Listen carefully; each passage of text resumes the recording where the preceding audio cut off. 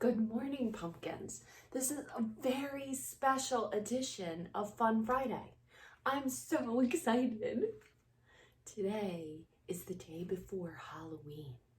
Yes, so some of us celebrate Halloween and some of us do not, which is absolutely fine. But we're all going to celebrate the end of our pumpkin and apples, right? So we're going to do a couple more apple things to finish up next week. But this week, I gave you, because we don't have a Fun Friday next week, this week I gave you the Fun Friday activities to end the unit. So there's lots of fun stuff to do today, even on Seesaw, even what I'm going to talk to you about, and then live. So come on live, because definitely we are going to bob for apples, or I'm going to bob for apples, and you're going to watch that crazy show. It's going to be crazy. So come on.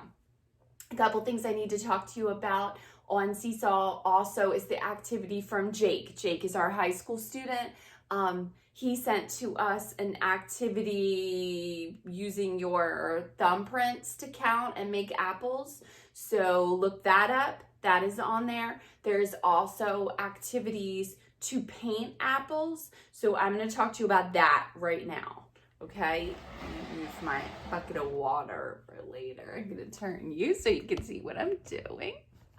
All right, here's my cutting board. These are all my pumpkins. You have to ignore George and all my pumpkins.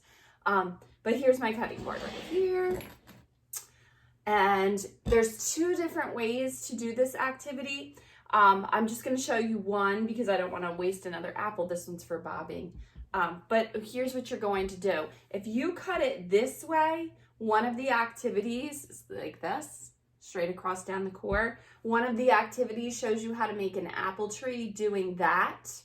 I'm going to tell you that if you cut it like this, if you turn the apple on its side and you cut it down the middle, that you will get this beautiful star pattern. Same thing, you're going to paint the whole entire surface, and then you are going to press it down on your paper. The one activity, it says to do it in a position to where you're making a tree. I sent you paint, so I know that you have paint, the same paint that you use for your pumpkins, you can use for your printing. There should have been plenty in there. But I prefer you to do it this way just so you get the star. See the cool star in the middle? That's the core, remember? Those are the seeds. There they are in there. Now, let's compare these seeds to the pumpkin seeds that we got. Let's take these out. And see, here they are. See, they're tiny, right? They're really small compared to the pumpkin seeds. But isn't it funny, these tiny little seeds turn into trees? They turn into trees, remember? Apples grow on trees, but yet those bigger seeds grow into vines, not trees. Very interesting, correct? All right, and while I have you down here, this is my bucket of water. What do you think I'm gonna do with this? First, we're gonna play a little game called Sink or Float. Evelyn loves to play this game because she's a true scientist. She loves it, and I know you all are scientists, so you all wanna see it. By the way, my shirt says, I teach the cutest pumpkins in the patch. And you know I believe that 100%. I do have the best class. I tell everybody all the time. All right, so here's an apple. Do we think if I put it, there's water in here, by the way. Do you think that it's going to sink or float? What do you think? Well, let's see. What happened?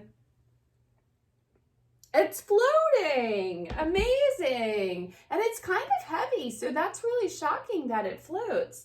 How about one of our pumpkins? Now this is real pumpkin, because I do have glass pumpkins over here too that we use for patterning, but this one's real.